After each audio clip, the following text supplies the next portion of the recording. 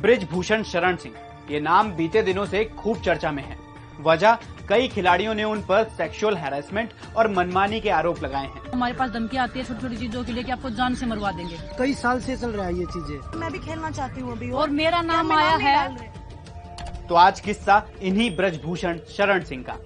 दबंगई ऐसी कि SP office में एसपी पर ही पिस्टल तान दी। लगातार 6 बार से सांसद, 50 से ज्यादा स्कूल कॉलेज के मालिक, पार्टी लाइन से अलग बयानबाजी करने का रसूख, और तो और 11 साल से भारतीय कुश्ती महासंघ यानी WFI के अध्यक्ष हैं।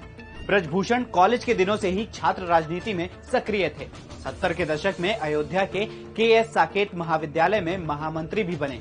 ब्रजभूषण एक इंटरव्यू में बताते हैं, 1987 में मैंने जिले के गन्ना डायरेक्टरी के चुनाव में पर्चा भरा था। एसपी ने मुझे बुलाया और गाली देते हुए नामांकन वापस लेने की धमकी दी। मैंने एसपी पर ही पिस्टल तान दी और उसे 200 गालियां दी। इसके बाद मैंने अपनी बाइक उठाई और वहां से निकल गया। इसके बाद उनका नाम उछला और वो राजनीति में सक्रिय होते गए। 1991 में जब बीजेपी ने ब्रजभूषण को गोंडा का रॉबिनहुड बताते हुए लोकसभा टिकट दिया, तब उनके खिलाफ 34 आपराधिक मामले दर्ज थे। फिर भी वो बड़े अंतर से चुनाव जीत गए। फिर 1992 में जब बाबरी मस्जिद गिराने के आरोप में जो 40 लोग आरोपी बनाए गए थे, उनमें ब्रजभूषण भी शामिल थे।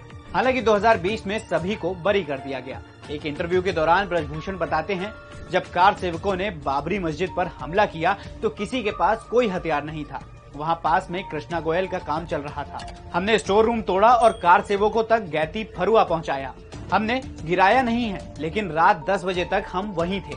ब्रजभूषण को लेकर सबसे बड़ा विवाद तब हुआ जब 1996 में उन पर अंडरवर्ल्ड के साथ जुड़े होने के आरोप में टाडा का मामला दर्ज हुआ।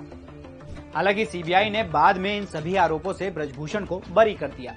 30 मई 1996 को तत्कालीन प्रधानमंत्री अटल बिहारी वाजपेयी ने तिहाड़ जेल में ब्रजभूषण को चिट्ठी भेजी, जिसमें लिखा था कि आप बहादुर हैं, सावरकर जी को याद करिए। इस दौरान ब्रजभूषण इतने पॉपुलर हो चुके थे कि जेल में होने के बावजूद उनकी जगह जब उनकी पत्नी ने लोकसभा चुनाव लड़ा तो 80,000 वोटों से जीत हासिल की।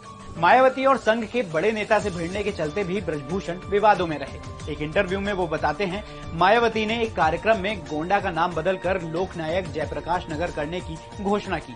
मैं मायावती से भिड़ गया, मैंने आंदोलन खड़ा किया। इसकी तस्वीरें लेकर मैं अटल जी के पास गया और उनके एक फोन पर नामकरण रोक दिया गया। फिर संघ में मेरा विरोध शुरू हो गया। कुश्ती महासंघ के अध्यक्ष ब्रजभूषण एक पहलवान पर हाथ उठाने की वजह से एक बार फिर विवादों में घिर गए।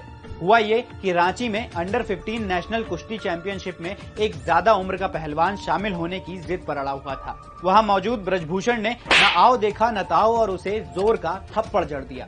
इस सब के अलावा पतंजलि घी को नकली बताना हो या ओवैसी को भगवान राम का वंशज कहना, प्रियंका गांधी को तालिबान समर्थक बताना हो या मायावती को उत्तर प्रदेश की गुंडी कहना, ऐसे बयानों के चलते ब्रजभूषण अक्सर विवादों से घिरे रहते हैं। ऐसे ही और भी